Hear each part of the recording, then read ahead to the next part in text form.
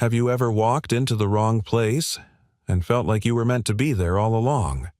Tonight's story begins with a single knock, a rain-soaked man and a woman who utters just 6 quiet words that change everything. But don't rush to assumptions. What follows isn't what you think. It's deeper, more human, and it might just stay with you long after the final line. Before we begin, if stories of kindness, quiet love, and second chances speak to your heart, please consider subscribing to the channel. It means the world to us and helps us continue sharing the stories that matter. Now let's begin. The Stranger Upstairs. A poor mechanic stepped into the wrong suite. She pulled him in and said, "I was hoping it was you." The rain hadn't let up in hours. It fell in fine needles that stung Ethan's cheeks as he squinted up at the towering glass and steel behemoth looming above him. Langford Tower, the kind of building that didn't usually show up on his repair route. Most of his gigs were in modest apartment complexes or diners whose plumbing dated back to the 1980s. This place had gold leaf logos etched into the glass lobby doors and a doorman who looked at him like a misplaced package. Ethan stepped inside, wiping his boots on the mat and pulling the crumpled work order from his damp jacket. The paper was smudged ink bleeding around the address. Unit 13B, it had said. Emergency plumbing issue, busted faucet possibly leaking into the unit below. The dispatcher told him to head up right away. No concierge signature needed. The doorman nodded reluctantly after checking a clipboard. 13th floor. Service elevators to the left. Ethan nodded a polite thanks, gripping his tool bag. The elevator was sleek and silent. Inside, a soft tune played something classical he couldn't name, and the numbers lit up in gentle amber as he pressed 13. Or thought he did. His thumb had hit the button marked 31. The elevator ascended with a whisper. When the doors opened, he stepped out into a corridor that felt more like a luxury hotel than any apartment floor he'd seen. Plush carpet, wall sconces that glowed like candlelight. A faint scent of lavender and vanilla hung in the air. "This can't be it," he muttered. Still, he walked to the door labeled 31B. The numbers were carved into a smooth wooden plaque with brushed metal trim. Maybe this was one of those buildings where units were labeled by tower instead of floor. He'd seen weirder. He knocked firm but polite. The door opened almost instantly. And then time stopped.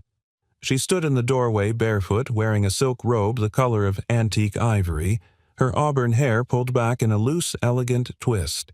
Her eyes, deep green, rimmed with exhaustion, searched his face like she was flipping through memories only she could see. For a full breath, she didn't speak.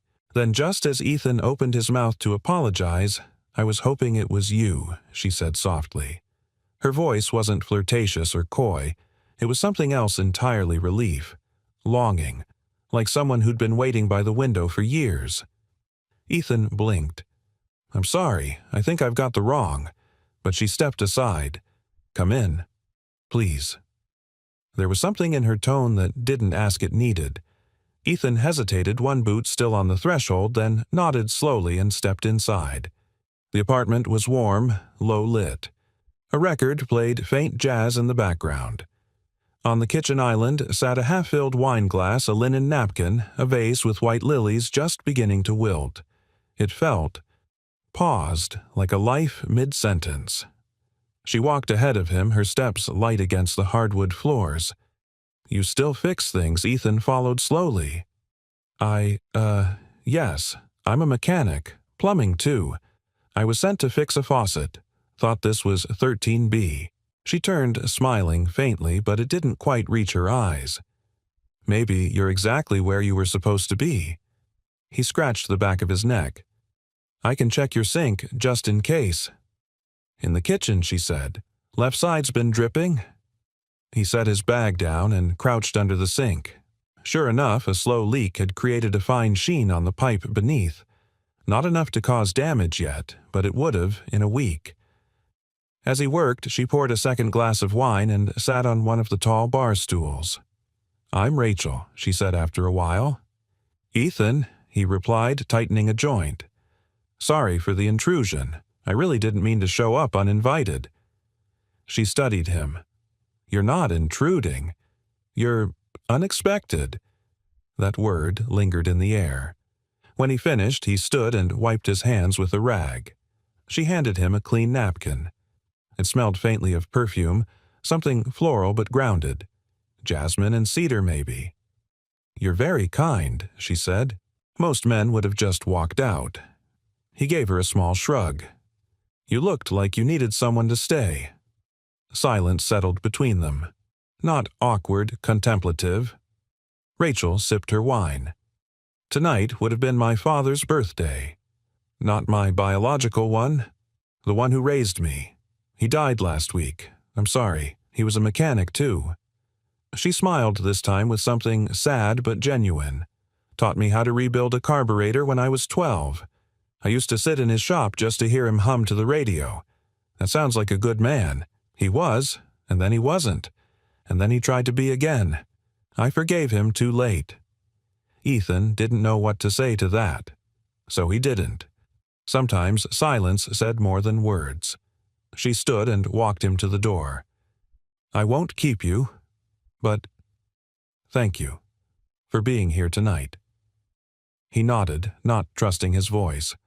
The weight of the moment, her vulnerability, the strange comfort in this accidental meeting settled over him.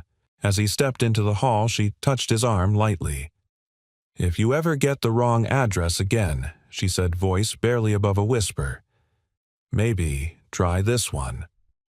Then the door clicked shut behind him. And for a long moment Ethan stood there listening to the echo of her words. Something in his chest stirred a familiar ache he thought he'd buried long ago. Not love, not yet, but the sense that maybe not all wrong doors are wrong. Ethan drove home in silence, windshield wipers beating in steady rhythm against the soft drizzle. The streets were mostly empty, bathed in the blurred glow of yellow street lamps. Yet the silence in his truck felt louder than the rain. He kept replaying her voice. "I was hoping it was you." It hadn't been a flirtation. It hadn't been confusion. It had been honest. Like she'd opened the door expecting a ghost and found a man who looked enough like one to pass. He glanced at the crumpled work order on the passenger seat. 13B. He'd definitely hit the wrong floor. But she hadn't asked him to leave. In fact, she'd looked relieved. He didn't know what to make of that. By the time he pulled into the gravel driveway of the duplex he rented on the east side of the city, the rain had slowed to a mist. Light still glowed behind the blinds of the front room. Lily was waiting. Inside, he found her curled up on the sofa under her fleece blanket, her sketchbook balanced on her knees. A cartoon owl looked up at him from the page, mid-flight wings wide. "Hey, Dad," she said sleepily, not looking up. "Hey, Bug," he replied, towing off his boots and setting his tool bag down softly. Still drawing, she nodded. Couldn't sleep. He sat beside her and took a breath, letting the warmth of the room seep into him. "You eat mac and cheese." She held up her thumb like a seal of approval. It was deluxe. Ethan smiled. The boxed kind with the powdered cheese. Obviously. That made him chuckle. She sounded like her mom when she used that tone, mock serious, full of sass and heart. It struck him hard tonight. For a moment, he just looked at her the way she was biting the eraser and squinting at her drawing. She had her mother's eyes. Hazel, with flecks of gold, always a little too curious for her own good. "I missed you," she said suddenly, setting the sketchbook aside. "I was only gone a couple hours," he replied gently. "I know." Her voice was quiet, but when it gets late and I'm the only one awake, I miss Mom. And you. Ethan reached over and wrapped her in his arms, pressing his cheek to the top of her head. The warmth of her anchored him more than anything else ever had. "I miss her too," he said. "All the time." They sat like that for a while until Lily's breathing slowed into the rhythm of sleep. He carried her to bed and pulled the covers up around her chin. On her nightstand, a small plastic bracelet glowed faintly in the dark, something from the hospital where she'd spent too many nights last winter after the seizures started. Back in the kitchen, Ethan poured himself a cup of lukewarm coffee and leaned on the counter. His mind kept drifting back to Rachel. There was something about her that stayed with him, not just her eyes or her apartment or even the way she spoke. It was the stillness around her, the weight of someone who had everything money could buy but nothing that made her feel safe. He thought of the lilies on her counter just beginning to droop, the untouched dinner plate, the hesitation in her voice when she said she'd forgiven her father too late. He'd seen that look before in the mirror, after his wife passed, and he'd had to learn to smile for Lily's sake even when everything in him felt gray. And then there was that strange, almost impossible coincidence, her father being a mechanic, the way she had lingered when he picked up the wrench like it unlocked a memory. Maybe that was why she let him in. Maybe she'd been waiting for someone who reminded her of the man she once loved and lost. He didn't kid himself, he was just a stand-in for a ghost. Still, there had been something real in the way she handed him that napkin. He took it from his coat pocket now and held it up to the dim light. It was cloth, not paper, embroidered with the letter L. Subtle perfume still clung to it, same scent from her apartment. Jasmine and something earthy like cedarwood. Strange how small things could feel like messages. He folded it carefully and tucked it back into the inner pocket of his coat. The next morning, Ethan dropped Lily off at school. Her teacher, Mrs. Dawson, greeted her with a warm hug. They were lucky to have someone like her, kind, patient, perceptive. As Ethan turned to leave, Mrs. Dawson caught his sleeve. "She's been asking a lot more about her mother lately," she said gently. "Sometimes during story time." Ethan nodded. "She always gets quieter in the fall. Maybe you could talk to the counselor again, just to give her space to share." "I'll think about it," he said. But inside he felt the familiar mix of guilt and helplessness. He wanted to be everything Lily needed, but he also knew he was barely holding things together. 2 jobs' bills, hospital debts. And now a woman he didn't know had said something that wouldn't leave him alone. "I was hoping it was you." That evening, Ethan drove back through the city on another call. This one was real floor 12 busted water heater, routine. But as he passed Langford Tower, he slowed gaze drifting to the familiar glow of the upper floors. Suite 31B. He almost didn't stop, but the light was on again. Not the ceiling lights. A single lamp in the corner, like someone was reading, or waiting. He pulled over and sat there for a long minute, engine idling. Then with a sigh and a slow shake of his head, Ethan drove on. He had no business being there. She was just a woman grieving in silk, and he was just the mechanic who knocked on the wrong door. But deep down he also knew it hadn't been the wrong door at all. Rachel didn't remember falling asleep. One moment she was staring at the ceiling, the dull ache in her chest pulsing like a wound that refused to close. The next morning, light spilled through the sheer curtains of the penthouse windows, painting the hardwood floors in pale gold. Her wine glass from the night before still sat half full on the kitchen island. She hadn't eaten. Again. Rachel pushed herself upright, clutching the edge of the couch for balance. Her robe had slipped from one shoulder during the night, but the chill that slid down her spine had little to do with the room temperature. It had to do with him, with Ethan, with the man who showed up by accident and somehow felt more familiar than any of the people who had come into her life with purpose. She walked to the kitchen, ignoring the pulse of a dull headache, and opened the dishwasher out of habit. It was already empty. The maid had come yesterday morning. There was nothing left for her to do but exist, eat, bathe, smile for shareholders when needed. But none of those were natural anymore.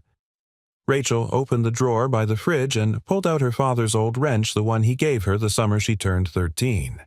It had rusted along the edges, the handle worn down by decades of use, but she'd kept it like a relic, a fossil of who she used to be.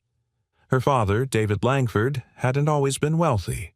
He started with a 2-bay auto shop in Tacoma, worked 6 days a week, and fixed cars with his bare hands until one day he had a chance to buy the building he was renting. That small investment eventually became Langford Services, then Langford Tower. But somewhere along the way he traded his toolbox for balance sheets. He dressed in Italian suits, not oil-stained flannel. He forgot how to get his hands dirty. And she, his only child, grew up in two worlds, one of shop rags and socket wrenches and one of boardrooms and private schools. Rachel held the wrench like it might still remember him the way she did. That's what Ethan reminded her of. Not her father exactly, but the man her father had once been. The man who whistled while working, who smelled of grease and lemon soap, who taught her that if something was broken, you didn't throw it away. You fixed it. She set the wrench gently on the counter, then crossed to the window and looked out over the city. Morning fog clung to the skyline, softening the harsh lines of concrete and glass. Down below, cars streamed like blood cells through veins, everyone rushing busy, connected and disconnected all at once. And somewhere out there, Ethan was beginning his day. He hadn't asked for her name, not until the end. And when he did, he'd said it like it mattered. Not like someone checking off a work order, but someone who saw her, really saw her. Rachel turned from the window and picked up her phone. She didn't text him. She didn't have his number, but she still had the repair slip.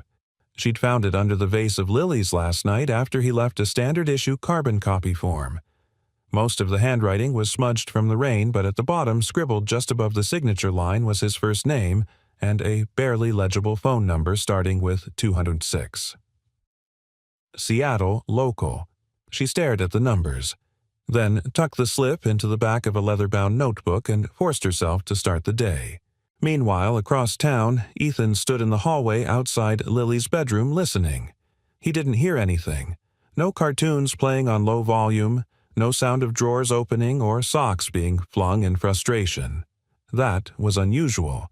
Lily was always moving, always narrating her actions like a one-girl radio station. He knocked lightly. "Hey, you up?" A pause. Then her small voice, "Kind of." Ethan opened the door. Lily sat on the edge of the bed, still in pajamas, holding a crayon she hadn't used. Her sketch pad lay on the floor. He stepped in. "You feeling okay?" She shrugged, then looked up at him. "I had a dream." He sat beside her. "About Mom? Kind of." She hesitated. She was standing on a ladder hanging stars from the ceiling. "And I asked if I could help, but she said, 'Not yet. You're still building yours.'" Ethan felt something tighten behind his ribs. He placed a hand on her back, gentle. "That's a beautiful bug." Lily looked at him. "Do you think dreams are messages?" "Sometimes," he smiled. "Sometimes they're just our hearts working overtime." "Then mine must be really tired." He kissed the top of her head. "Let's give it a break then." Waffles. Her eyes lit up slightly. "With peanut butter, you drive a hard bargain." Later that morning, as Ethan flipped pancakes in the small kitchen, he noticed the cloth napkin Rachel had given him. It was still in his coat pocket, folded neatly, the L embroidery just barely visible.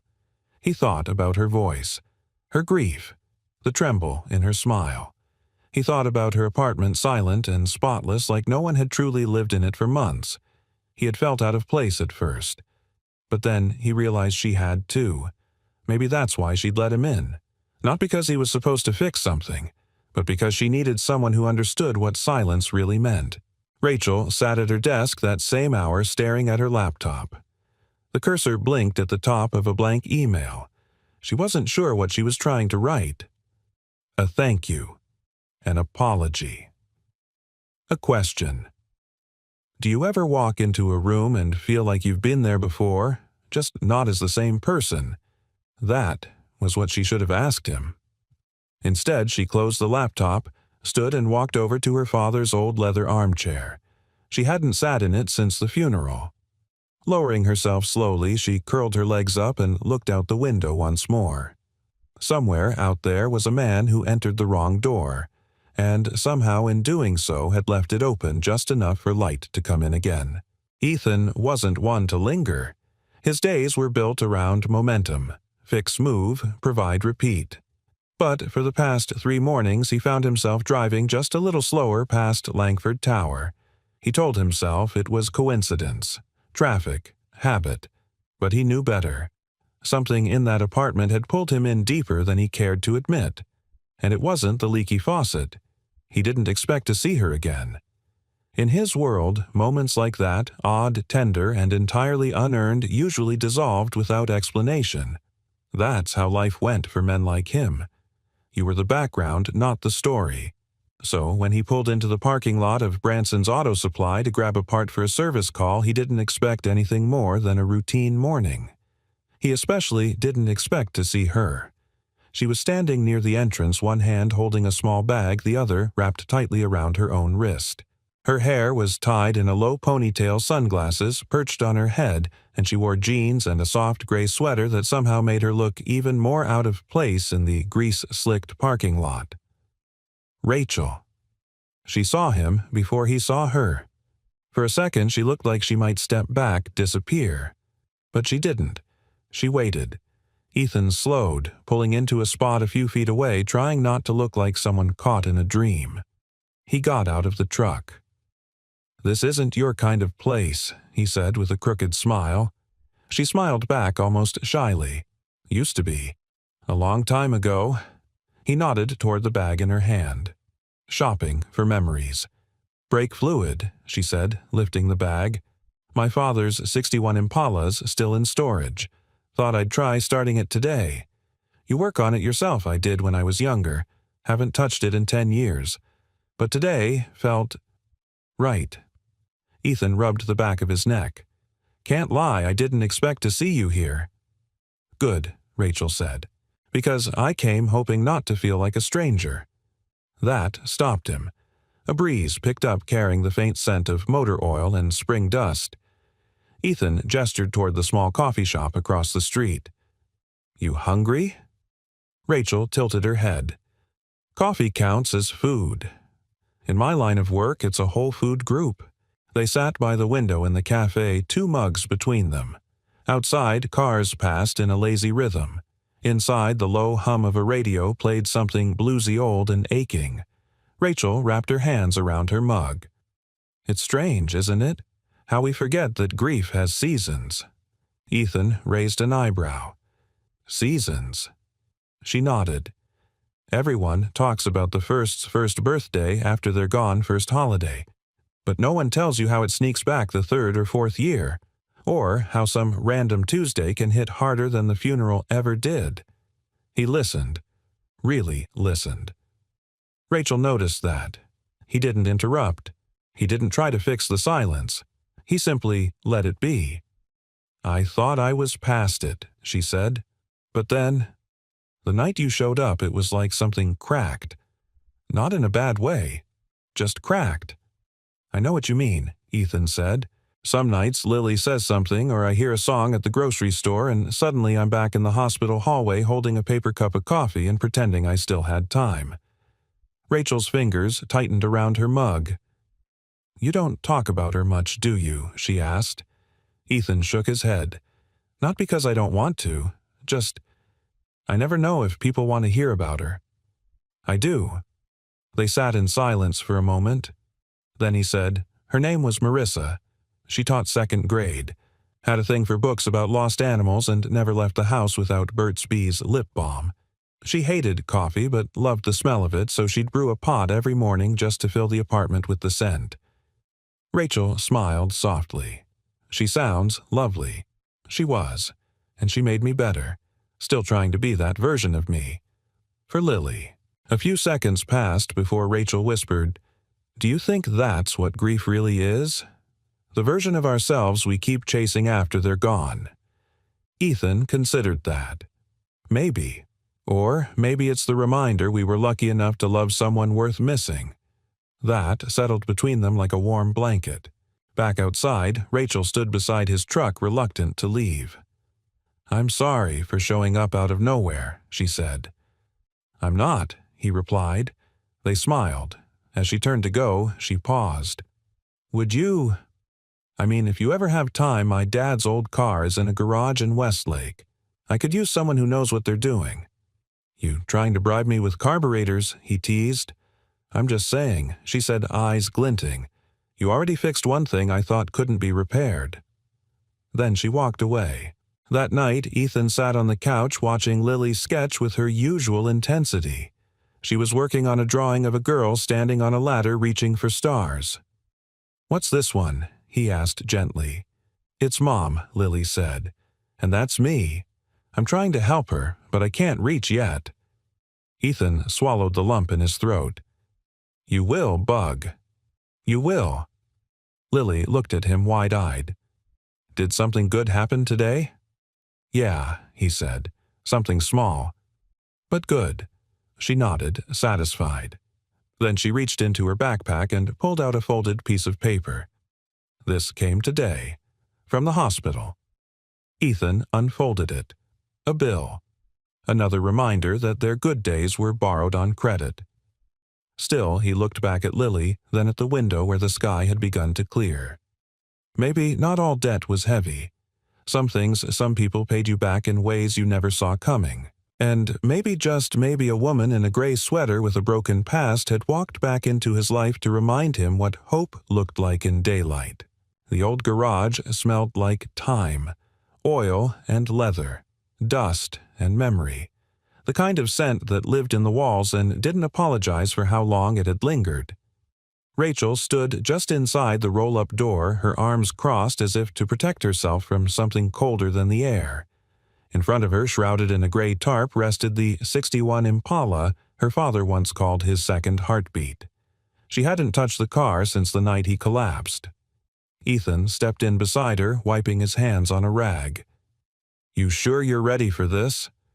Rachel hesitated. "No, but I think I'm ready for what it brings back." They pulled the tarp off together, each corner revealing more of the past. The car was in surprisingly good shape, just dusty, a little weary, like it had waited for this reunion. Its once polished black coat was now dulled to charcoal, but the chrome still caught light like it remembered how. "Looks solid," Ethan said, crouching by the front fender. "Tires are flat. Battery's dead. But she wants to live. I can feel it." Rachel smiled faintly. "He used to say that. About everything he fixed. He sounds like someone who believed in second chances." She didn't answer right away. Instead, she opened the driver's door. It creaked, but didn't fight.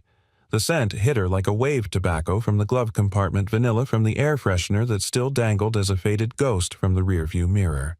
She ran her fingers along the cracked leather of the steering wheel. "I used to sit in that seat after school," she said, pretending I was driving away from everything. "Back when things were hard at home." Ethan's voice softened. "Was your mom around?" "She left when I was 7. My dad was all I had. And even then, he was gone more than he should have been." She looked at him, eyes damp. "He only became the man I needed when I stopped needing him." Ethan said nothing. He knew that silence, the one filled with all the things you never got to say, the words that arrived too late, if at all. Rachel cleared her throat, pulling herself together. "You think it'll start?" "Not today," Ethan said, "but it'll run, if you let it." Rachel looked at him. "You mean the car or me?" He chuckled, but his gaze was steady. "Both. They worked in tandem for a while. Ethan brought tools from his truck. Rachel handed him wrenches like she never forgot how. Slowly, the garage filled with the kind of quiet that only comes when two people trust each other without saying so. At one point, as Ethan reached across the engine bay, his forearm brushed hers. She didn't move away. Later, they sat on a worn bench against the wall, sipping lukewarm coffee from a thermos Ethan always kept in the cab of his truck. Rachel leaned back, her shoulders relaxed for the first time in days. "You know what I miss most about him?" "What?" "The way he whistled while he worked. Off-key, all the time. It used to drive me crazy, but now the silence feels louder than the sound ever did." Ethan took a long sip before replying. "After my wife passed, I started leaving the TV on in the kitchen. Couldn't stand the stillness." She turned toward him. "Did it help? No. But it kept me company until Lily's laughter was loud enough to fill the house again." Rachel smiled. "She's special. She's tougher than she knows," Ethan said. "She's the only reason I still get up on the bad days." Rachel looked down at her cup. What about the good days Ethan met her eyes? Those are starting to come back. A moment passed, full of everything and nothing. Then Rachel stood and walked to the car again. She opened the passenger door and sat down, folding her hands in her lap. "You know," she said, not looking at him, "he never apologized. Not for the lost years. Not even when he was dying." Ethan leaned on the frame of the car. "Did you need him to?" Rachel considered that. "At first, yes, but now I think I just needed him to see me, the real me, not the version he imagined." "And did he?" She turned her gaze soft. "The night before the funeral, I found a photo in his desk drawer. It was me, covered in grease, 12 years old, holding a wrench like it was a sword. He'd written on the back, 'My fiercest girl.'" Ethan didn't speak. He didn't have to. As the sun dipped low behind the trees outside the garage, Ethan began packing up. Rachel stood nearby, arms wrapped around herself. "You're not just fixing the car, you know," she said. He looked at her puzzled. "You're fixing something in me I didn't even know was broken." Ethan set down his tool bag and walked toward her slowly. He didn't say a word, just reached out and gently brushed her cheek with the back of his hand. "You were never broken," he murmured. "Just tired from carrying too much alone." Rachel closed her eyes. For the first time in a long time, she let someone's kindness sink all the way in. Not because she was ready, but because she no longer wanted to keep it out. That night back home, Lily curled up on the couch beside Ethan, her head resting on his arm. "Did you see the car?" she asked sleepily. He blinked. "What car? In your eyes?" she mumbled. "You looked like you'd been working on something important." He smiled. "I think I was." She yawned. "Was it big? Not really," he whispered. "But it might go further than we think." Outside, the wind carried the scent of spring. New things. Old echoes. And somewhere in a quiet garage, a black Impala waited for its second chance, just like the hearts that once beat behind its wheel. The sky was still streaked with orange when Ethan walked into the kitchen the next morning, rubbing sleep from his eyes and trying not to step on the wooden toy animals Lily had left scattered across the floor. The silence of early morning before coffee, before cartoons, before the world pressed in was one of his favorite parts of the day. But this morning, that silence carried something new. He felt lighter, not like life had become easier. Overnight, there were still bills stacked on the counter and a voicemail from the hospital billing office waiting to be played, but something had shifted. It wasn't about less weight. It was about someone else helping carry it. He put the kettle on and opened the blinds. Outside, a soft rain tapped against the windows. Seattle never stayed dry for long. Lily shuffled into the kitchen blanket, trailing behind her like a cape. "Dad." "Yeah, bug." "Do cars get lonely when no one drives them?" Ethan turned eyebrow raised. "That a dream or one of your deep morning thoughts?" She plopped into a chair. "Just wondering." He smiled as he poured hot water into 2 mugs, his for coffee, hers for cocoa. "I think maybe they do. Just like people." Across the city, Rachel stood at her bathroom mirror applying a soft shade of lipstick she hadn't touched in years. She used to wear it to meetings, to events, to places where she had to smile like she believed in herself more than anyone else in the room. Today, she wasn't wearing it for anyone's approval, just because. She pulled on a navy blue raincoat and stepped into her flats. As she glanced down at her phone, her thumb hovered over a message she'd been drafting since midnight. "Thank you for yesterday. I haven't laughed like that in a long time." She deleted it, typed again. "When you're free, I'd like to finish fixing the car." Deleted again. Instead, she grabbed her keys, slung her bag over her shoulder, and walked out the door. Some things didn't need to be typed. Some things needed to be shown. Ethan had just finished tightening a loose bolt under an office building's maintenance sink when his phone buzzed. A message from a number he hadn't saved but already knew by heart.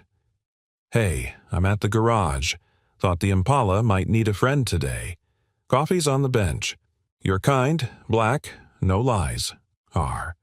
He stared at it for a full 10 seconds before responding. "Be there in 20. When he arrived, Rachel was seated on the old bench again, sipping her coffee and thumbing through a weathered service manual. She looked up as he entered, her expression unreadable. "I figured I'd either see you again or you'd file a restraining order." Ethan grinned, pulling off his jacket. "I'm not really a paperwork guy." She chuckled, then tapped the hood of the car.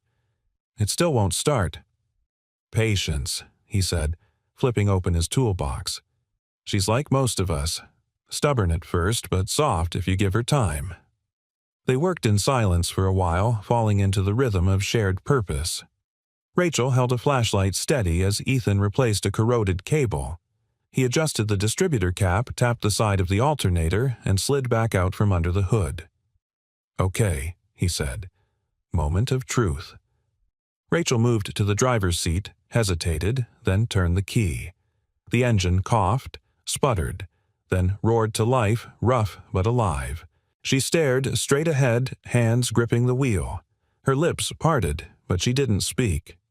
Ethan leaned against the door. "You okay?" She nodded, slowly. "I didn't think I'd ever hear that sound again." "Feels like waking up, doesn't it?" Rachel turned off the ignition, then leaned back in the seat, eyes closed. "He used to tell me that everything worth keeping makes noise. Good shoes, old engines, people in love." Ethan looked down, hands in his pockets. "You miss him?" "I do, but I don't miss who we were at the end. I miss who we used to be." A pause. Then she opened her eyes. "He left me something. After he passed. A fund, actually. For restoration work. I'm supposed to use it to bring things back to life. I've been sitting on it for 6 months. I didn't know where to start." "You just did," Ethan said quietly. That night, Ethan found an envelope tucked into his mailbox. No return address. Inside was a note written in tidy cursive for Lily's dreams. "Because someone once fixed mine." Beneath it was a printout of a paid invoice one of the hospitals. A full month's worth marked "paid in full." Ethan sat on the front steps, the paper trembling slightly in his hands. He stared out at the rain-slick street, heart heavy in the best kind of way. He thought of all the things men were taught not to say. "I need help. I'm scared. Thank you for seeing me." He whispered them into the night, not for anyone to hear, but for himself. Then he stood, walked inside, and knelt by Lily's bed. She was fast asleep, breathing softly, her sketchbook clutched to her chest. Ethan kissed her forehead and whispered, "You've got more people in your corner than you know, Bug." And somewhere across town, a woman in a raincoat stood in the window of a quiet penthouse holding a mug of cooling tea, watching the city lights shimmer through the drizzle, feeling for the first time in a long time like the quiet might finally be keeping her company instead of consuming her. Rachel sat in the green room of the local TV studio, fingers curled around a lukewarm glass of water. The place smelled like hairspray and nerves. A production assistant offered her a fresh coat of powder for the 3rd time, but she declined. Her heart was already pounding. No amount of makeup would mask that. She'd been invited for a segment titled "Women Who Lead Local CEOs, Changing the Face of Business." It wasn't her first appearance. These days, she knew how to shape her story into something polished, a woman who rose through the ranks, turned a failing health brand into a national success, and stood at the helm of Langford Nutrition with poise and grace. But this time, the story felt thinner, because part of her no longer wanted to be the woman who had it all together. A stagehand signaled, 5 minutes. Rachel looked at her reflection in the dressing room mirror, and just for a second she didn't recognize herself. The expensive blazer, the poised expression. It felt like armor, and she suddenly hated it. Across town, Ethan stood beneath the hood of a dented Toyota in a community garage where he picked up weekend jobs for extra cash. Sweat gathered at his temples despite the early spring chill. His phone buzzed in his pocket. A notification, Live Now, Como for News. Women Who Lead, CEO Rachel Langford. His fingers hovered over the screen. He hadn't known she was appearing. She hadn't mentioned it the last time they saw each other. He clicked the link. There she was, composed, elegant. The same woman who had stood barefoot in a silk robe and whispered, "I was hoping it was you." But this version of Rachel was different. This version smiled politely at questions about leadership, laughed on cue, and spoke eloquently about market strategy and quarterly vision. Not once did she mention the garage, or the man who'd helped start her father's car, or Lily, or anything real. Ethan turned off the live stream halfway through. It wasn't bitterness, it was something quieter, something that had no name but settled into his chest like dust. After the segment, Rachel returned to her penthouse and kicked off her heels like they offended her. She sat in the dark for a long while, staring at the skyline. Her phone vibrated texts from board members congratulating her. Her PR agent said it was a perfect blend of strength and relatability, but none of it felt true. There was one message she wanted, one from Ethan.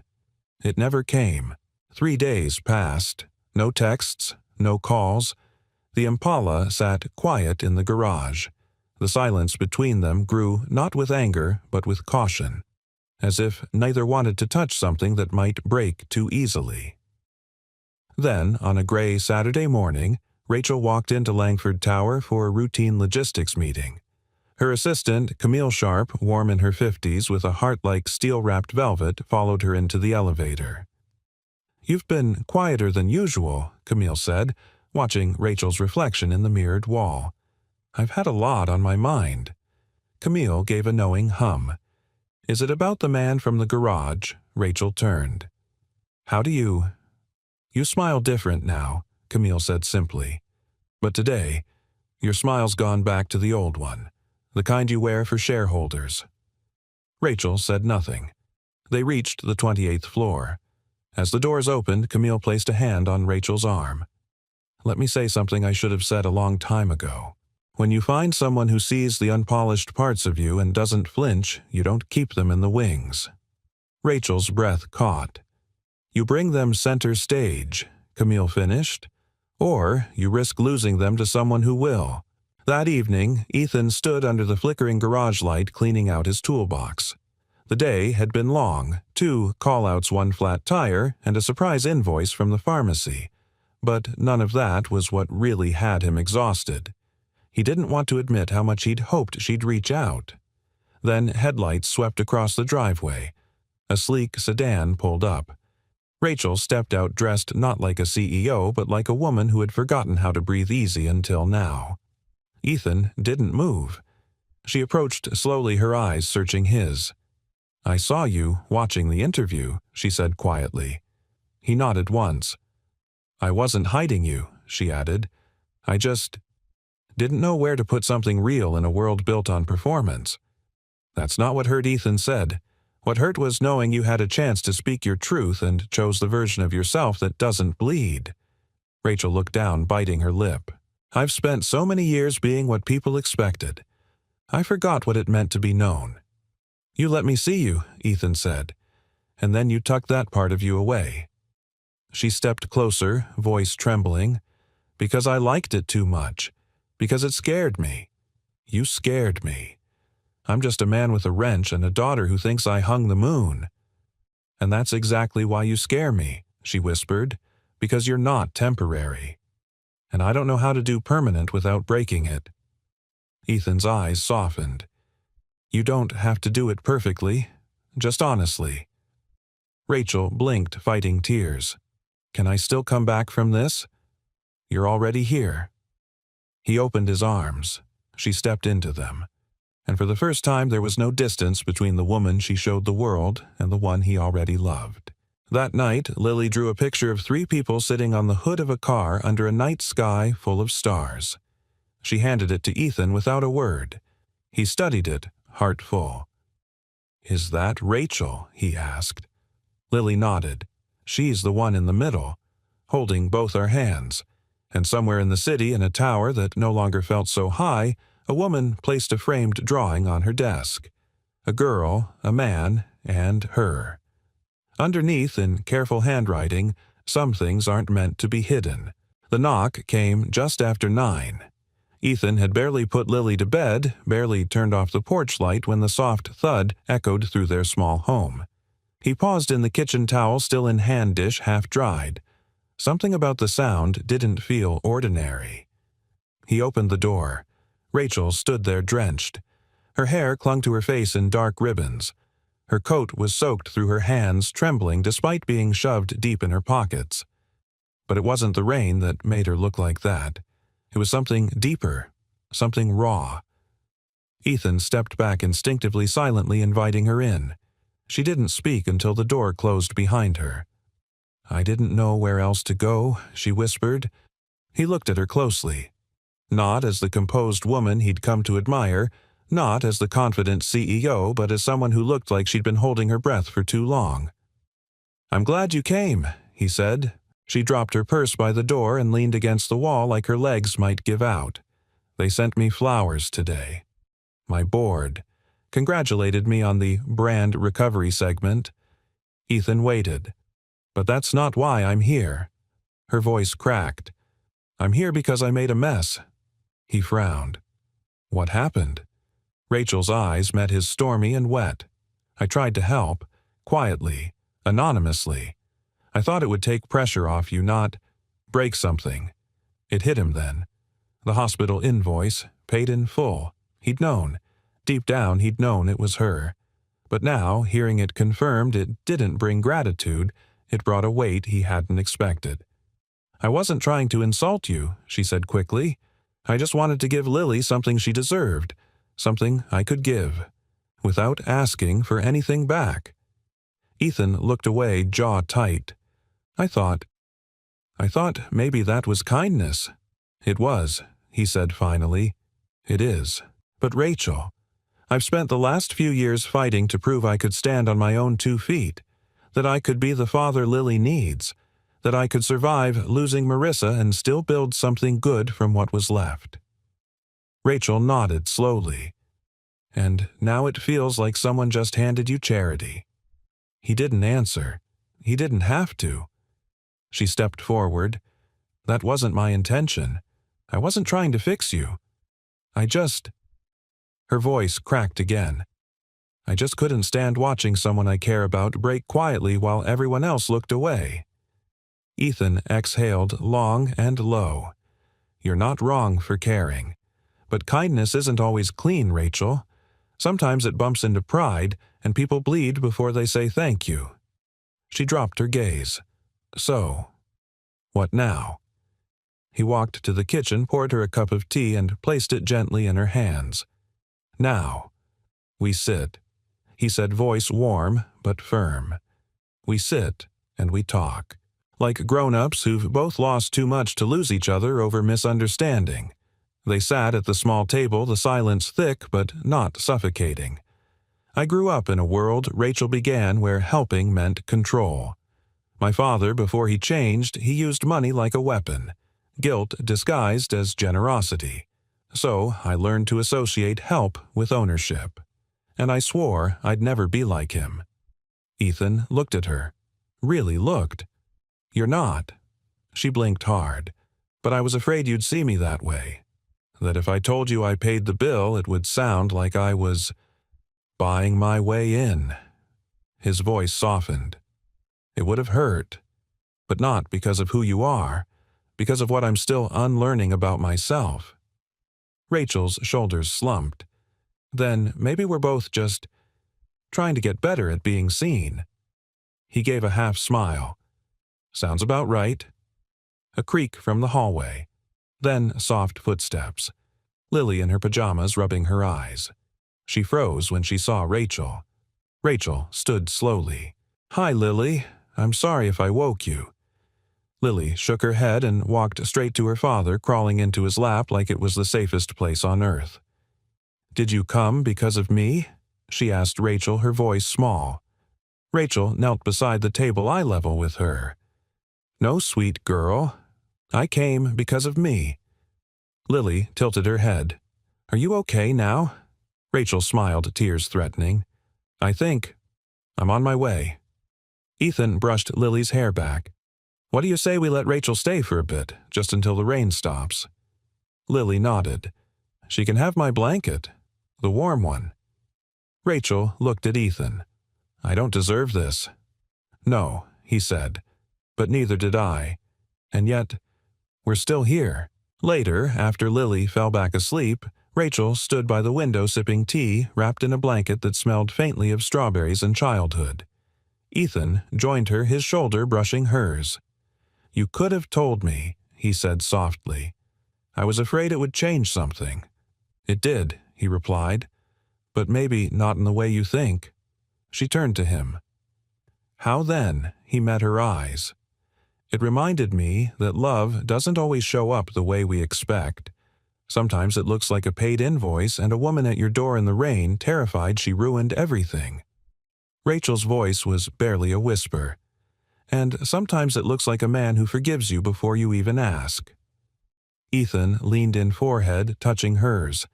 And sometimes it looks like this. No kiss. Just quiet. Just two people standing still together. As the rain softened, the world outside disappeared behind fogged glass.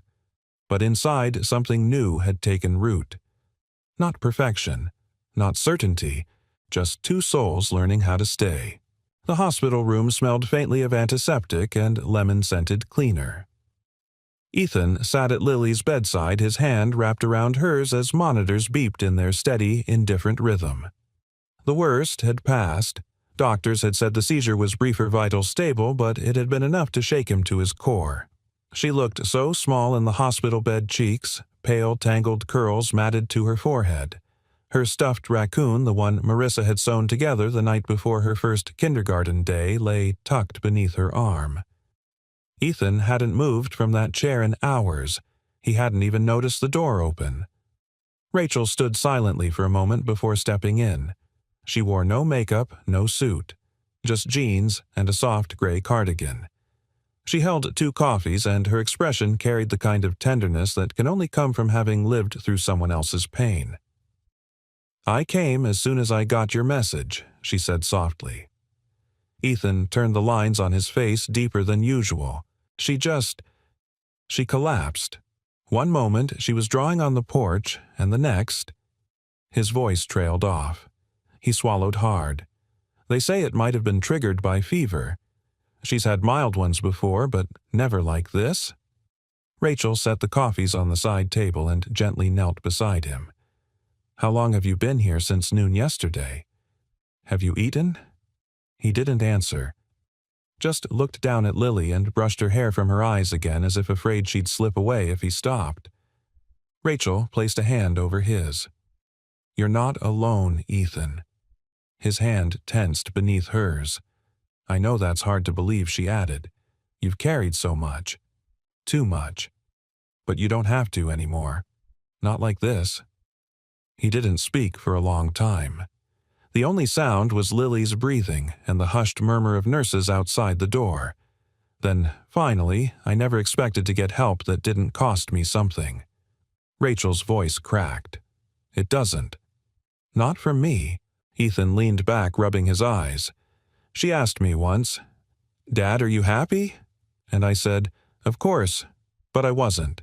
Not really. I was surviving. I thought that was enough. But lately, with you, I remembered what it felt like to want more than just getting by. Rachel's breath hitched. Then maybe this is the moment we stop surviving. He looked at her and for the first time in years allowed himself to believe that maybe, just maybe, he didn't have to carry it all alone. Hours passed. Lily stirred. Rachel was the first to notice. She leaned in gently. Hey there, Starshine. Ethan jolted awake, reaching for her hand. Lily blinked slowly. Dad. I'm here, he said, voice thick. Her eyes fluttered toward Rachel. You came. I wouldn't be anywhere else, Rachel whispered. Lily gave a sleepy smile. I dreamed I was flying. Ethan chuckled through his tears. That's because you're stronger than gravity. Later that evening, as the nurses checked Lily's vitals, Ethan and Rachel sat just outside her room. A vending machine hummed nearby. Neither of them touched the paper cups of water they held. Rachel broke the silence.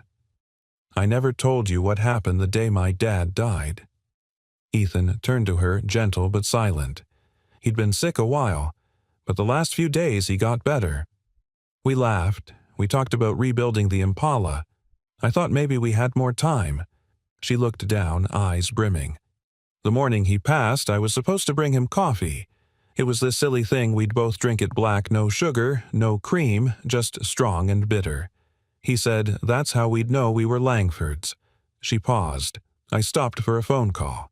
A meeting I shouldn't have taken. I was 10 minutes late. When I got there, he was gone. Ethan reached over and took her hand. I've carried that moment with me, Rachel continued, convinced myself that my love wasn't loud enough, that if I'd just hurried. You loved him, Ethan said, interrupting gently. You were there. The time, the coffee, none of that changes what he knew. Rachel's voice dropped. And what do you know about that kind of guilt? He met her eyes.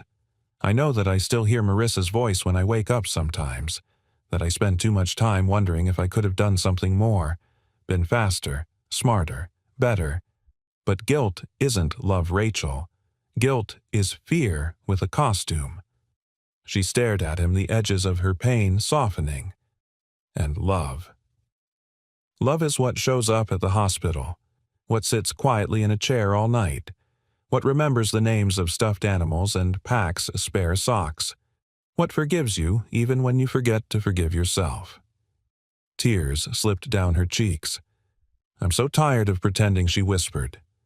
Ethan pulled her close. Then don't, he said. Not with me. Later, as they stood in the hallway watching Lily sleep, a nurse approached with a clipboard. You're listed as the emergency contact, she said to Ethan, but there's also a secondary name added recently. Rachel Langford. Ethan turned, stunned. I didn't. Rachel smiled just slightly. I did. You put yourself on the list I didn't want to assume, but I also didn't want to disappear when it mattered most. Ethan swallowed hard. Is that okay? She asked, tentative now. He took her hand. More than okay. In that quiet hallway beneath the fluorescent lights and the smell of too much sanitizer, a truth settled between them. They had become each other's people. No contract, no conditions. Just the steady, stubborn, healing kind of love that stays even in hospital rooms, even in grief, even when neither knew exactly how to begin again. Sunlight poured through the tall garage windows like warm honey. The Impala sat at the center of it all, gleaming proud and fully awake. Weeks of work had led to this, every bolt tightened, every wire replaced, every part polished by hands that knew what it meant to rebuild more than just machinery. Rachel stood beside the open driver's side door, fingers trailing across the leather-wrapped wheel. She wore no gloves today, no blazer.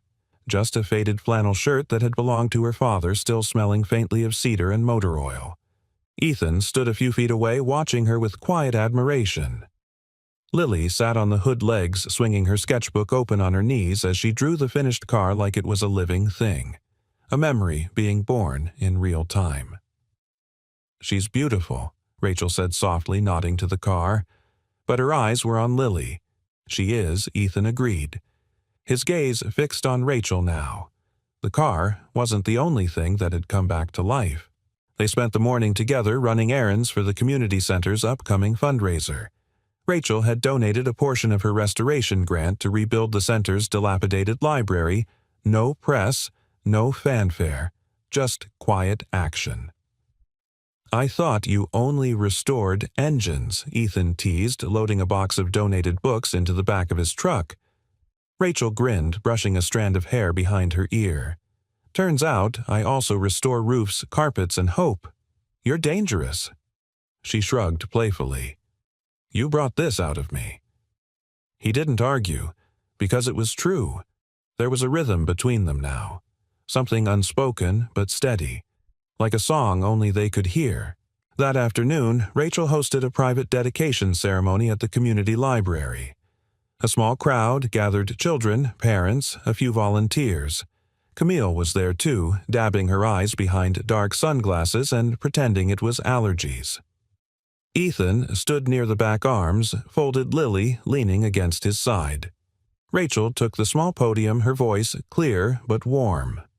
When I was a child, I used to read stories about people who found things hidden rooms, lost cities, letters left in dusty attics. I always wondered what it would feel like to find something that changed everything. She paused. And now I know. Because sometimes what you find isn't buried treasure, it's a second chance. And sometimes it looks like an old car, or a little girl who loves to draw, or a man who shows up without asking for anything but gives you more than you knew you needed. Her voice trembled. She found Ethan's eyes in the crowd. Today, we dedicate this space to second chances, and to the people brave enough to offer them. Applause followed, warm and sincere. But Ethan didn't clap. He just looked at her like he'd never forget what she said, because it wasn't just for the crowd. It was for him. Later that evening, Rachel found herself on Ethan's front porch holding a casserole dish and 2 bottles of root beer. "I hope your standards for dinner are as low as mine," she said, stepping inside. "Lower," he teased. "As long as nothing's expired, we're celebrating." They ate on the back steps, watching Lily chase fireflies across the yard. The sky stretched overhead, peach fading into soft indigo stars pricking through like shy confessions. Ethan leaned back on his elbows. "You ever think about what happens next?" Rachel looked at him. "Every day." And she hesitated, then said, I want to try living in a story where nothing's missing, where no one's pretending. Just a good life, even if it's quiet." Ethan nodded slowly. "That sounds like a story worth writing." She smiled. "Would you want to write it with me?" He turned to her fully, then one hand reaching to brush her cheek. "I already am." Their lips met, not in urgency, but in deep, quiet recognition. The kind of kiss that said, "You found me and I'm staying." Inside, Lily was curled up on the couch with a blanket and her sketchbook. When Rachel came in, Lily looked up and asked, "Are you going to be here in the morning?" Rachel smiled. "If your dad's okay with it." Lily looked at Ethan. "She's part of the house now." Ethan crouched beside his daughter, kissing her forehead. Then it settled. Lily beamed. "I'll draw a picture of all of us. Even the car." Rachel chuckled. "Especially the car." That night, Rachel sat in the armchair by the front window, Ethan across from her with a mug of tea. The room was quiet, but it wasn't empty. It was full of all the things they hadn't known how to hope for. A knock came at the door, just one. Camille peeked her head in. "Just came by to drop off your keys, darling. Didn't want to interrupt your domestic tranquility." Rachel blushed. "Come in." Camille stepped inside, handed her the keys, and looked around the space. Then she leaned close, kissed Rachel's cheek, and whispered, "Welcome home." Rachel didn't need to answer. She already knew. This was it. Not the penthouse, not the office, not even the garage. Here, with them. This was home. Outside, the streetlight flickered gently in the distance. Fireflies blinked in slow, graceful rhythm. And behind one warm window, 2 people sat across from each other with the kind of stillness that only comes after the storm has passed. There were no more wrong doors, only the one they had chosen together. The sun rose gently over Seattle, casting a golden haze over the rooftops and tree-lined streets. In the early quiet, before traffic began to hum and city life stirred, Ethan stood by the front porch with a cup of coffee in hand, watching the light spill across the yard like a slow exhale. Inside, Rachel stirred eggs in a pan barefoot and humming something soft, an old tune her father used to whistle, though she only remembered fragments. Lily sat at the table, feet swinging sketchbook already open. Her latest drawing featured the Impala parked beside a little house with warm windows and 3 stick figures inside. One held a wrench. One had a braid. The smallest held a stuffed raccoon, high like a victory flag. The caption at the top of the page, scribbled in colored pencil, read, "We fixed everything." Rachel caught a glimpse of it as she plated breakfast. Her throat tightened, but not with sadness. With gratitude. Later that morning, Ethan pulled a worn cardboard box from the hallway closet. Dust motes danced in the air as he set it down on the living room rug. Rachel raised an eyebrow. "What's this?" "Pieces," he said. "Of the man I was before everything changed." He opened the box. Inside were photographs, some faded, some curled at the corners. Lily as a baby in Marissa's arms. Ethan in a hospital chair holding his daughter like she might vanish if he blinked. Drawings Lily made during her first year of preschool. And buried near the bottom, a letter in an envelope worn soft from being carried too long. He handed it to Rachel. "I wrote this 6 months after Marissa died," he said. "I never sent it. Didn't know who it was for. Maybe me. Maybe someone I hadn't met yet." Rachel opened it slowly. The handwriting was uneven, raw. "If you're reading this, then I've survived another day. That's something. Some days I can't tell if surviving is a victory or a punishment. But Lily laughs now, and that sound is a kind of salvation I never saw coming. If someone finds this, I hope they understand. I tried, not perfectly, but honestly. I tried to be kind, even when I didn't know what to do with my own pain." Rachel's eyes blurred with tears. She folded the letter and placed it back in the box with care. "You were always writing the story that led us here," she whispered. Ethan nodded. "And you were the chapter I didn't know I needed." That afternoon, Rachel brought Ethan and Lily to the Langford Foundation's new community event, a quiet launch for a grant she'd created in her father's name. It would fund scholarships for children of single parents pursuing trade careers, mechanics, carpenters, electricians, people who fixed things, people like Ethan. The crowd was small neighbors, students, volunteers. Nothing grand, just real. The way her father might have wanted it once upon a time. Rachel stood beside the plaque as it was unveiled. Beneath her father's name was a single engraved line. "Sometimes the person who fixes things deserves to be fixed too." Ethan didn't speak. He didn't have to. His hand in hers said everything. That night after dinner they gathered on the couch as rain pattered gently against the windows. Lily curled between them half asleep, the television humming something soft and slow. Rachel turned to Ethan. "You know what I keep thinking about?" He looked at her eyes, gentle. "What?" "The first night we met. That moment when I opened the door and said, 'I was hoping it was you.'" He chuckled. "I thought you had me confused with someone else. I did, or maybe I didn't. Maybe some part of me was always hoping you'd find your way there." He pulled her closer voice warm against her hair. "And maybe I was always meant to walk through the wrong door." They fell quiet, then watching Lily drift off to sleep with her arms around her sketchbook as if guarding her own little universe.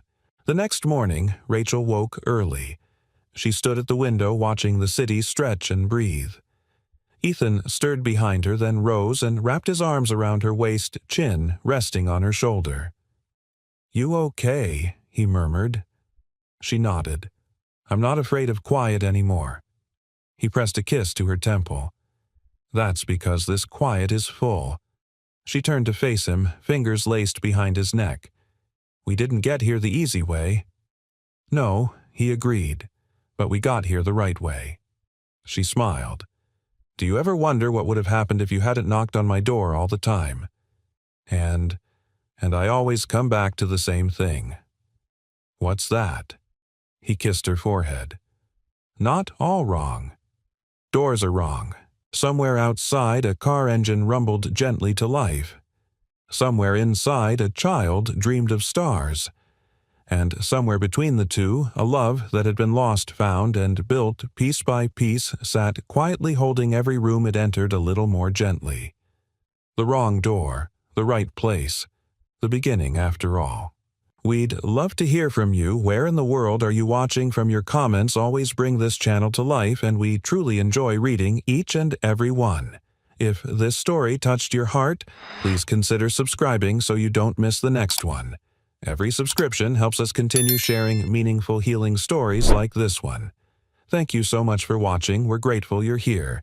Until next time, take care and stay kind.